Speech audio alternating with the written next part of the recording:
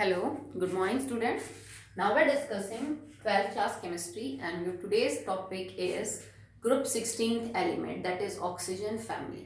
तो last video के अंदर हमने oxo acids of phosphorus complete किए थे. आई होप आपने कर लिए होंगे. उनमें स्ट्रक्चर बहुत ही इंपॉर्टेंट है. आप बना बना के देखिए, प्रैक्टिस हो जाएंगे, रटने नहीं पड़ेंगे आपको. ठीक है. तो अब हम 16th ग्रुप स्टार्ट कर रहे हैं. 15th हमारा कंप्लीट हो चुका है.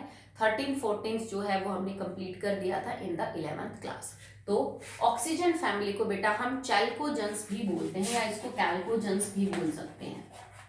ठीक है. जैसे हेलोजन होता है for 17th family, pnictogens for nitrogen family, तो इनको हम चैल्कोजेंस भी बोलते हैं. ठीक है. इनका एक्चुअली में मतलब होता है ओर फॉर्मिंग.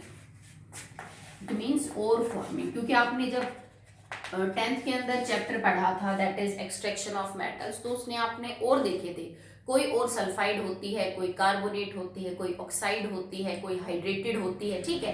तो ज्यादातर जो ओर्स है उनके अंदर ऑक्सीजन देखने को मिलता है. अगर वो हाइड्रेटेड है तो भी वाटर में ऑक्सीजन आ जाता है, ऑक्साइड है तो भी उसमें ऑक्सीजन आ जाता है. ठीक है. अगर वो कार्बोनेट है तो भी उनमें ऑक्सीजन आ जाता है. ठीक है. तो ओर्स के अंदर ज्यादातर ऑक्सीजन पाया जाता है, दैट्स वाई. और नीचे जो सल्फर भी है, जैसे सल्फाइड और पाई जाती हैं, ZnS, PbS, ठीक है, CdS. तो सल्फर हुआ, ऑक्सीजन हुआ, ये मेन एलिमेंट्स हैं in the oats. That's why इस फैमिली को हम बोलते हैं चैल्कोजेंस. ओके. जर्नल अकरेंस में नहीं करवाऊंगे, वो आप पढ़ लेना, कोई बहुत ज्यादा उसमें है नहीं. ठीक है. आप आराम से उसको समझ सकते हैं. तो मैं स्टार्ट कर रही हूँ with the electronic configuration. Electronic configuration. तो सबसे पहले एलिमेंट्स लिख लेते हैं. It is oxygen, sulphur, selenium, tellurium and polonium. जैसे कि नाइट्रोजन फैमिली में था, सेम यहाँ भी बेटा आपको नॉन मेटल्स भी देखने को मिल जाएंगे, आपको कुछ सेमी मेटेलिक प्रॉपर्टीज भी मिल जाएंगे और आपको लास्ट में मेटल भी देखने को मिल जाएगा. ठीक है. अगर बात करें आप इनके इलेक्ट्रॉनिक कॉन्फ़िगरेशन की, तो उससे पहले आपको इनके एटॉमिक नंबर जो है वो पता होने चाहिए. जैसे it is 8, 16 and it is 34. ठीक है. एक आपको रटने की जरूरत नहीं है, मैंने आपको लास्ट वीडियो में भी समझाया था कि 2, 8, 18, 32 ऐसे आप नंबर ऐड करते जाएंगे तो आराम से आप नीचे ग्रुप के जो एलिमेंट्स हैं उनके एटॉमिक नंबर जो है वो पता कर सकते हैं. ठीक है. तो आप आराम से ऐड करते जाइएगा, आपको पता चल जाएगा. जैसे 8 में 8 जोड़े 16. अब 16 में कितने जोड़ेंगे आपका जो आंसर है वो कितना आ जाए, 34. इसका मतलब हमें 18 जोड़ने पड़ेंगे. तो यूं ही जोड़ते रहिएगा, आपका आंसर आ जाएगा. ओके. कॉन्फ़िगरेशन की अगर मैं बात करूं तो 1s2 वाला मेथड काफी लंबा पड़ता है. अगर एटॉमिक नंबर ज्यादा हो, कंफ्यूजिंग भी है, गलतियां भी ज्यादा हो सकती हैं. और +2 में जो पैटर्न हम यूज करते हैं वो हम नोबल गैस को कॉमन लेके करते हैं. तो सबसे पहले तो आप नोबल गैसेस को कॉमन ले लीजिए. जैसे इसके एटॉमिक 8 जो एटॉमिक नंबर है उससे पहले किसका एटॉमिक नंबर आ रहा है नोबल गैस का, दैट इज हीलियम. ठीक है. तो यहाँ कॉमन आ जाएगा हीलियम, यहाँ आ जाएगा नियॉन, आर्गन, क्रिप्टॉन और जीनॉन. ठीक है. अगर इससे नीचे वाला जो एलिमेंट्स को भी कंसिडर करें तो फिर यहाँ पे रेडॉन भी आ जाएगा. ठीक है. कॉन्फ़िगरेशन, इन सब के एटॉमिक नंबर आपको पता है. ठीक है. वो पता होनी चाहिए, तभी तो आप इलेक्ट्रॉन्स को सेटिस्फाई कर पाओगे. ठीक है. अब देखो इस ग्रुप की जो outer electronic configuration, oxygen family की जो जर्नल आउटर इलेक्ट्रॉनिक कॉन्फ़िगरेशन है वो है बेटा NS2 NP4. समझ रहे हो कि S के अंदर तो 2 इलेक्ट्रॉन रहेंगे. जैसे मैं ऑक्सीजन की कॉन्फ़िगरेशन लिखूं 1s2 2s2 2p4, तो भाई ये वाला वैलेंस इलेक्ट्रॉन है. तो हम जर्नल आउटर इलेक्ट्रॉनिक कॉन्फ़िगरेशन अगर इस ग्रुप के एलिमेंट्स की लिखें तो S के अंदर 2 इलेक्ट्रॉन होंगे और P के अंदर 4 होंगे. और 4 इलेक्ट्रॉन हमेशा कैसे भरे जाएंगे, Px के अंदर 1, Py के अंदर 1 और Pz के अंदर 1. पहले इसमें 1, 1 और 1, क्योंकि हमेशा जो इलेक्ट्रॉन है वो सिंगल भरे जाएंगे और फिर इसमें पेयरिंग स्टार्ट होगी. तो Px में 2, Y में 1 और Z में क्या रहता है, 1 इलेक्ट्रॉन रहता है. ओके. तो ऑक्सीजन के केस में देखो हमने हीलियम को कॉमन ले लिया, मतलब 2 तो हो गए. तो बचे इलेक्ट्रॉन कितने, 8 में से 6. तो वो 6 किस में आ जाएंगे, 2s2 2p4. ओके. नेक्स्ट क्या आ जाएगा, नई शेल, थर्ड शेल का है तो 3s2 3p4. तुमने 10th में भी इसको किया है ना कि जिस कॉन्फ़िगरेशन में जो प्रिंसिपल क्वांटम नंबर बाहर है वो उसका पीरियड बताता है. तो ये 3 आ रहा है तो इधर थर्ड पीरियड का है. ठीक है. तो आप गिन के देख लीजिए 10 और 2 12, 12 और 4 कितना हो जाएगा आपका, दैट इज 16। बात करते हैं आर्गन की। तो आर्गन के बाद जैसे यहाँ 3s2 3p4 आया, यहाँ जाएगा 4s2 4p4 पर 18 और 2 20, 20 और 4 आपके होते हैं 24 पर हमारा एटॉमिक नंबर क्या है 34। अब आपको क्या सोचना है कि 3s और 3p के बाद बेटा 3d भी आता है। 3d में इलेक्ट्रॉन भरे जाएंगे तभी तो 4s और 4p में जाएंगे, ठीक है। तो यहाँ तक तो 18 इलेक्ट्रॉन्स की कॉन्फ़िगरेशन होगी, तो उसके बाद हमें लिखना पड़ेगा 3d 10। समझ आया, ठीक है। Next krypton. अब जैसे यहाँ पे 4s2 4p4 आया, it can be 5s2 5p4। Clear है, ठीक है। अब देखो क्रिप्टॉन का होता है 36, आपका कितना हो जाएगा 36 और 4 हो जाएगा 40, 40 और 2 कितना हो गया बेटा 42। मतलब अभी भी 10 इलेक्ट्रॉन कम है बिकॉज एटॉमिक नंबर इज 52। तो यहाँ 3s ना 5s और 5p के बाद पहले आएगा 4d, तो इट इज 4d 10। क्लियर आपको, ठीक है। सेम जीनोन के केस में जब आप देखेंगे तो ये जो आपका 10 है ये भी भर जाएगा, जैसे 5d10 आ जाएगा, तो आप यहाँ पे लिखोगे 4d के बाद 5d10, 6s2 और 6p4, इतना तो आ जाएगा, ठीक है। आप इसके एटॉमिक नंबर के हिसाब से इलेक्ट्रॉन्स जोड़ के देखोगे तो इसमें एक 14 इलेक्ट्रॉन कम पड़ेंगे और वो 14 इलेक्ट्रॉन किस में आएंगे 4f14, ठीक है। तो इसकी कॉन्फ़िगरेशन हो जाएगी 4f14 5d10 6s2 and 6p4। आपको बिल्कुल भी रटने की जरूरत नहीं है क्योंकि आउटर इलेक्ट्रॉनिक कॉन्फ़िगरेशन पे ही क्वेश्चन पूछेंगे। अंदर वाले इलेक्ट्रॉन तो बेटा स्टेबल होते हैं अपनी शेल में, वो तो कुछ करते ही नहीं। तो जितने भी क्वेश्चन बनेंगे ऑक्सीडेशन स्टेट पे, रिएक्शंस पे, रिड्यूसिंग ऑक्सीडाइजिंग बिहेवियर, वो सब इसकी आउटर इलेक्ट्रॉनिक कॉन्फ़िगरेशन डिसाइड करती है और वो आप आराम से पता कर सकते हो। एक सिस्टमेटिक मैनर आपको फॉलो करना है, ठीक। चलिए नेक्स्ट बात करते हैं अबाउट द ऑक्सीडेशन स्टेट्स। तो कौन कौन सी जो ऑक्सीडेशन स्टेट है वो इस फैमिली के जो मेंबर हैं वो दिखाते हैं। तो बेटा ऑक्सीडेशन स्टेट्स में वैरायटी देखने को मिलती है पी ब्लॉक एलिमेंट में। तो ऑक्सीजन कौन कौन सी दिखाता है, मैक्सिमम केसेस में -2 जब वो ऑक्साइड्स में होता है, -1 जब वो परऑक्साइड्स में होता है, जैसे बेरियम परऑक्साइड, हाइड्रोजन परऑक्साइड, ठीक है। इसके अलावा +1 और +2। तो +1 और +2 में सिर्फ एक ही कंपाउंड होता है ऑक्सीजन का, जिसको हम आगे पढ़ेंगे भी, ये सिर्फ फ्लोरीन के साथ +1 और +2 करता है, ठीक है। इसके अलावा वैसे एक सुपर ऑक्साइड आयन भी बनती है ऑक्सीजन की, जिसमें ऑक्सीजन के ऊपर हाफ चार्ज होता है, -12, ठीक है। Oxide ion, peroxide ion, super oxide ion, you know in +1, okay. 0 जब ये ऑक्सीजन होगा या ओजोन होगा क्योंकि वो एलिमेंटल स्टेट है। +1 और +2 खाली फ्लोरीन के साथ करता है, क्यों, क्योंकि ये सेकंड हाईएस्ट इलेक्ट्रोनेगेटिव एलिमेंट है ऑक्सीजन, जिसकी इलेक्ट्रोनेगेटिविटी 3.5 है। तो अगर इसको कोई प्लस में कन्वर्ट कर रहा है तो इससे ज्यादा इलेक्ट्रोनेगेटिव एलिमेंट होगा, so that is fluorine, okay. Now अगर हम बात करें सल्फर की, तो सल्फर भी -2 कर सकता है, +2 कर सकता है, +4 कर सकता है और +6 कर सकता है, ठीक है। अब बात करें कि ऑक्सीजन 2 के बाद 4 और 6 क्यों नहीं करता, क्योंकि 4 और 6 करने के लिए ऑक्सीजन के पास d ऑर्बिटल होना चाहिए था, जो होता नहीं, जिसको आगे समझा भी देंगे। तो सल्फर -2 सल्फाइड में, +2 +4 और +6 शो करेगा, ठीक है। बाकी यहां तक फिर कंटिन्यू रहेगा, -2 +2 +4 +6, -2 +2 +4 +6। इसमें आप लिखेंगे +2 +4 +6, बिकॉज पोलोनियम बेटा एक मेटल है, वो नेगेटिव ऑक्सीडेशन शो नहीं करेगा, क्योंकि मेटल्स में प्रॉपर्टी होती है to lose electron, not to gain electron, ठीक है। तो ये नेगेटिव ऑक्सीडेशन स्टेट शो नहीं करता क्योंकि ये सबसे ज्यादा मेटेलिक है ऑक्सीजन फैमिली में, तो ये पॉजिटिव ऑक्सीडेशन स्टेट ही शो करेगा।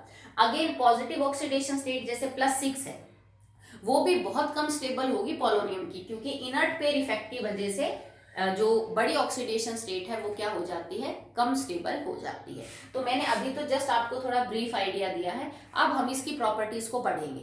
ऑक्सीजन फैमिली की एटॉमिक, देन इसकी फिजिकल प्रॉपर्टी, देन इसकी केमिकल प्रॉपर्टीज, ओके।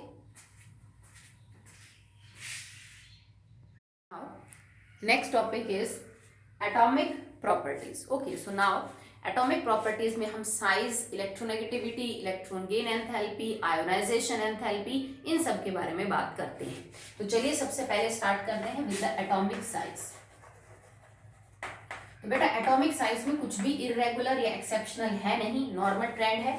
अगर आप इसको 15वें ग्रुप से कंपैरिजन करो तो 15वें ग्रुप के मुकाबले 16वें ग्रुप के जो साइज है दैट इज स्मॉल, होता भी है, क्योंकि जब आप लेफ्ट टू राइट मूव करते हो पीरियोडिक टेबल में तो इफेक्टिव न्यूक्लियर चार्ज बढ़ता है, ठीक है। नंबर ऑफ शेल तो सेम है बट उसी शेल के अंदर इलेक्ट्रॉन्स ऐड हो रहे हैं, तो इफेक्टिव न्यूक्लियर चार्ज बढ़ने की वजह से लेफ्ट टू राइट पीरियड में साइज घटेगा। तो 15 ग्रुप के मुकाबले हर 16वें ग्रुप का एलिमेंट सेम पीरियड में छोटा होगा, ओके। बट अगर आप बात करें with in the group, with in the 16th group, तो जैसे जैसे आप ऊपर से नीचे आएंगे आपका साइज बढ़ेगा। ऑक्सीजन से सल्फर, सल्फर से सिलेनियम बड़ा होगा, सिलेनियम से टेलुरियम और टेलुरियम से पोलोनियम बड़ा होगा। रीजन इज सिंपल कि जैसे जैसे आप ग्रुप में ऊपर से नीचे आ रहे हो the number of shell is increasing, shell बढ़ रही है तो इसका मतलब साइज भी बढ़ रहा है। So it is all regular, तो इसमें कुछ भी समझाने की नहीं है, okay. Now the second property that is ionisation enthalpy. अब आयोनाइजेशन जो एंथैल्पी है वो क्या होती है, किन किन फैक्टर पे डिपेंड करती है, सब 11वीं में आपने डिटेल में पढ़ा है, ठीक है। तो अगर आप आयोनाइजेशन एंथैल्पी का ट्रेंड देखें तो left to right ionization enthalpy को इंक्रीज होना चाहिए क्योंकि साइज घट रहा है, और आयोनाइजेशन एंथैल्पी साइज के इनवर्सली प्रोपोर्शनल होती है। तो ऑक्सीजन फैमिली की जो आयोनाइजेशन एंथैल्पी है, फर्स्ट आयोनाइजेशन एंथैल्पी की चलो बात करते हैं। The first ionization enthalpy of oxygen family should be higher than nitrogen family, होना चाहिए बट ऐसा नहीं होता है, तो ये एक्सेप्शन है, आप इसको बहुत अच्छे से ध्यान रखेंगे और समझेंगे। First ionization enthalpy of group 16 is higher than first ionization enthalpy of group 15, जो कि बिल्कुल भी नॉर्मल नहीं है। इसका कारण इनकी कॉन्फ़िगरेशन है। जैसे मैं ऑक्सीजन और नाइट्रोजन की कॉन्फ़िगरेशन से कंपेयर करती हूँ। ऑक्सीजन की आउटर ही लिखी बेटा मैं 2s2 2p4, क्योंकि इलेक्ट्रॉन तो बाहर से ही निकालना है, और नाइट्रोजन की कॉन्फ़िगरेशन है 2s2 2p3। s तो अंदर की तरफ है, पहले इलेक्ट्रॉन जो पहला निकलेगा वो तो p से ही निकलेगा, तो यहाँ p जो है वो 1 2 3 है, और यहाँ जो p है दैट इज 1 2 3 एंड 4। यहां तुम एग्जैक्टली हाफ फील्ड कॉन्फ़िगरेशन में से इलेक्ट्रॉन निकालोगे जो पहला निकलेगा आपका, जो कि बहुत स्टेबल कॉन्फ़िगरेशन होती है एक्सचेंज एनर्जी की वजह से, आपने पढ़ा है सब, और इस वजह से नाइट्रोजन नहीं चाहता कि उसका इलेक्ट्रॉन बाहर जाए। बट अगर आप ऑक्सीजन को चेक करो, ऑक्सीजन का साइज जरूर छोटा है और वो साइज के हिसाब से आयोनाइजेशन एंथैल्पी ज्यादा होनी थी ऑक्सीजन की, पर होता क्या है कि ऑक्सीजन की जो कॉन्फ़िगरेशन है ना वो नाइट्रोजन जितनी स्टेबल नहीं है, एग्जैक्टली हाफ फील्ड नहीं है। बट अगर ये अपना एक इलेक्ट्रॉन किसी तरह दे दे तो ये एग्जैक्टली हाफ फील्ड हो जाएगा, ठीक है। तो यूं समझ लीजिए कि जो कॉन्फ़िगरेशन है वो नाइट्रोजन की ज्यादा स्टेबल है। एक ज्यादा स्टेबल कॉन्फ़िगरेशन में से इलेक्ट्रॉन निकालना मुश्किल है as compare to a less stable configuration. Exactly half filled होने की वजह से नाइट्रोजन देर से इलेक्ट्रॉन देगा, मुश्किल से देगा, तो आपको ज्यादा एनर्जी लगानी पड़ेगी तब इलेक्ट्रॉन बाहर आएगा। यहां एनर्जी आपको कम लगानी पड़ेगी तो आपका जो इलेक्ट्रॉन है वो क्या आएगा बेटा, बाहर आएगा, ठीक है। तो फर्स्ट आयोनाइजेशन एंथैल्पी जो ग्रुप 16 के अंदर एलिमेंट्स हैं उनकी ज्यादा कम होती है, और sorry sorry sorry sorry sorry ये बेटा उल्टा हो गया, ठीक है। First ionization enthalpy of group 16 element जो है वो कम होती है, और जो 15th ग्रुप के एलिमेंट्स उनकी क्या मिलेगी आपको, ज्यादा। Reason is the exactly half filled electronic configuration. But we are not saying this about the second ionization enthalpy. Second ionization enthalpy की केस में ऐसा नहीं होगा, क्यों? क्योंकि जो सेकेंड इलेक्ट्रॉन तुम निकालोगे, जैसे फर्स्ट यहां से निकल गया और अब एक यहां से निकल गया, तो फर्स्ट यहां से निकालने के बाद इसमें 2 इलेक्ट्रॉन है, जबकि यहां एक निकालने के बाद अब ये एग्जैक्टली हाफ फील्ड है। तो जो दूसरी आयोनाइजेशन एंथैल्पी होगी वो तो ऑक्सीजन फैमिली वाले जो मेंबर्स हैं उन्हीं की ज्यादा होगी। ये सिर्फ फर्स्ट के लिए एप्लीकेबल है, क्योंकि पहला इलेक्ट्रॉन निकाल दिया तभी तो हम सेकेंड आयोनाइजेशन एंथैल्पी की बात करेंगे।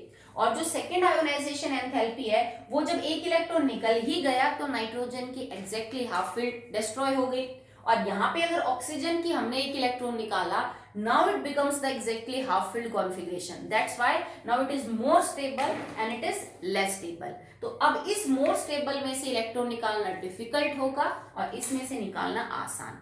तो सेकेंड आयोनाइजेशन एंथैल्पी तो ऑक्सीजन फैमिली मेंबर्स की ज्यादा होगी, बट फर्स्ट जो है वो किसकी ज्यादा होगी, नाइट्रोजन फैमिली मेंबर्स की, ओके।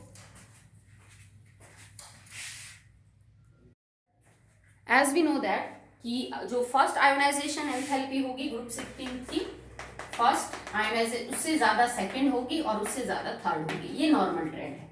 रीजन आप बट ऑब्वियसली जानते हो, ठीक है। Third, electron gain enthalpy. तो क्योंकि ऑक्सीजन फैमिली के जो मेंबर्स, अगर मैं पोलोनियम को छोड़ू बीइंग ए मेटालिक, ओके, सब में टेंडेंसी है 2 इलेक्ट्रॉन को लेने की, और उसको लेते ही इनकी जो कॉन्फ़िगरेशन है वो स्टेबल हो जाएगी, ऑक्टेट पूरा हो जाएगा। सो इलेक्ट्रॉन लेने की टेंडेंसी तो है, सो इनकी जो इलेक्ट्रॉन गेन एंथैल्पी मिलेगी that will be more negative, ठीक है, ज्यादा नेगेटिव मिलेगी क्योंकि टेंडेंसी है इलेक्ट्रॉन्स को लेने की। सब कुछ नॉर्मल है, जैसा कि इलेक्ट्रोनेगेटिविटी में ट्रेंड देखने को मिलता है top to bottom, right to left, with one exception कि ऑक्सीजन और सल्फर के अंदर अगर आप कंपैरिजन करो तो ऑक्सीजन जो है उसका वो ज्यादा मतलब इलेक्ट्रोनेगेटिव है, तो उसको ज्यादा टेंडेंसी होनी थी इलेक्ट्रॉन को एक्सेप्ट करने की। तो एक्सपेक्टेड ट्रेंड क्या है, electron gain enthalpy of oxygen should be more negative than sulphur, पर होता नहीं है, ठीक है। सल्फर की इलेक्ट्रॉन गेन एंथैल्पी ज्यादा नेगेटिव है ऑक्सीजन के मुकाबले, मतलब इससे तो ये पता चल रहा है कि सल्फर ज्यादा चाहता है इलेक्ट्रॉन्स को लेना बजाय ऑक्सीजन के। कारण क्या है, ऑक्सीजन का स्मॉल साइज, जो साइज है ना ऑक्सीजन का वो बड़ा छोटा है। ऑक्सीजन के छोटे साइज के अंदर 8 इलेक्ट्रॉन है, अगर वो 2 इलेक्ट्रॉन और ले लेगा तो टोटल इलेक्ट्रॉन हो जाएंगे 10। ऑक्सीजन जैसा छोटा एटम इन 10 इलेक्ट्रॉन्स की रिपल्शन को हैंडल नहीं कर पाता, एंड दैट्स व्हाई ऑक्सीजन के अंदर कम टेंडेंसी है टू गेन इलेक्ट्रॉन। पर सल्फर का साइज बड़ा है, सल्फर जो है वो आने वाले 2 इलेक्ट्रॉन्स को प्रॉपरली पकड़ सकता है, उनको होल्ड कर सकता है, उनकी रिपल्शन को सहन कर सकता है, पर ऑक्सीजन इस रिपल्शन को हैंडल नहीं कर सकता। दैट्स व्हाई ऑक्सीजन की इलेक्ट्रॉन गेन एंथैल्पी कम नेगेटिव होगी और सल्फर की ज्यादा। नेगेटिव का मेरा मतलब है अमाउंट ऑफ एनर्जी रिलीज हो रही है, ठीक है। तो जितनी ज्यादा एनर्जी रिलीज उतना प्रोसेस स्टेबल। तो अगर ऑक्सीजन में ज्यादा टेंडेंसी होती इलेक्ट्रॉन को लेने की तो ये ज्यादा एनर्जी बाहर निकालता, पर सल्फर निकालता है due to this reason, okay. Fourth, electronegativity. तो इलेक्ट्रोनेगेटिविटी बेटा नाइट्रोजन फैमिली से तो ऑक्सीजन फैमिली मेंबर्स की ज्यादा है, बिकॉज नाइट्रोजन की 3 और ऑक्सीजन की 3.5। तो जब हम लेफ्ट टू राइट जा रहे हैं तो इलेक्ट्रोनेगेटिविटी बढ़ेगी, बट ग्रुप के अंदर इट विल डिक्रीज, और रीजन भी सिंपल है, जैसे जैसे साइज बढ़ता है एटम का वैसे वैसे इलेक्ट्रॉन को अपनी तरफ से खींचने की प्रॉपर्टी कमजोर होती है। तो ये रेगुलर ट्रेंड है कि नाइट्रोजन फैमिली से तो ऑक्सीजन फैमिली मेंबर्स की ज्यादा और अपने ग्रुप में इनकी घट रही है। बट अगर आप ऑक्सीजन से सल्फर की तरफ देखें तो ये जो इलेक्ट्रोनेगेटिविटी है ये बहुत कम हो जाती है एकदम से। तो उसका कारण है कि ऑक्सीजन से सल्फर से एकदम साइज का बढ़ जाना। ऑक्सीजन के कंपैरिजन में जो सल्फर का साइज है दैट इज 107 पिकोमीटर, ये काफी ज्यादा है। तो एकदम से साइज बढ़ गया तो एकदम से इलेक्ट्रोनेगेटिविटी इतनी घट जाती है, ठीक है। तो इलेक्ट्रोनेगेटिविटी के अंदर आपका जो है ये पॉइंट ये देखने को मिलेगा। बाकी सबका नॉर्मल ट्रेंड है, नॉर्मली ऊपर से नीचे घट रही है, और ऑक्सीजन फैमिली मेंबर्स की ज्यादा होगी कंपैरिजन टू जो आपके नाइट्रोजन फैमिली के मेंबर्स थे वो। तो अभी आज हमने 4 एटॉमिक प्रॉपर्टी डिस्कस की है इस वीडियो में, size, ionisation enthalpy, electron gain enthalpy and electronegativity. तो फॉर इन दिस वीडियो आज के लिए इतना ही। अगला जो टॉपिक है दैट इज फिजिकल प्रॉपर्टी, मैं वो नेक्स्ट वीडियो में करवाऊंगी। ओके।